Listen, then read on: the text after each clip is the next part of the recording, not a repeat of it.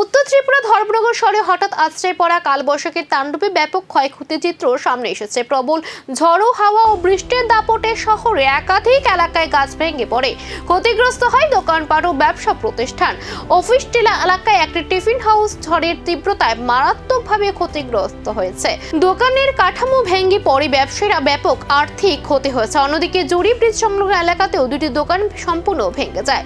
মুহূর্তের মধ্যেই আতঙ্ক ছড়িয়ে পড়ে স্থানীয়দের মধ্যে। দীঘলবাগ এলাকায় একটি বিশাল গাছ রাস্তায় ভেঙে পড়ায় সাময়িকভাবে যান চলাচল বন্ধ হয়ে পড়ে। পরে দমকল বাহিনীর কর্মীরা দ্রুত ঘটনাস্থলে পৌঁছে গাছ কেটে রাস্তা পরিষ্কার করে পরিস্থিতি স্বাভাবিক করেন। এই আকস্মিক প্রাকৃতিক দুর্যোগে ধর্মনগরের একাধিক এলাকায় জনজীবন বিপর্যস্ত হয়ে পড়েছে। প্রশাসন পরিস্থিতির উপর নজর রাখছে বলে জানা গেলেও ক্ষতিগ্রস্তদের দ্রুত সহায়তার দাবি তুলেছেন স্থানীয় বাসিন্দারা। একটা কলায় দিগলবাগ চৌমনির পাশে একটা গাছ পড়ে রয়েছে, রাস্তার মধ্যে রাস্তা ব্লক করে আছে। আমরা তাই নিয়ে হসপিটাল অ্যাডমিট করে অফিসে আইসি, আবার পরে আবার আমরা চেঞ্জ লইলাম, লইয়া আইয়া এখানে গাছটি পরিষ্কার করলাম। তাতে 3টা আলাদা। কালবৈশাখীর এই ভয়াবহ তাণ্ডব আবারও মনে করিয়ে দিল প্রকৃতির সামনে মানুষ কতটা অসহায়।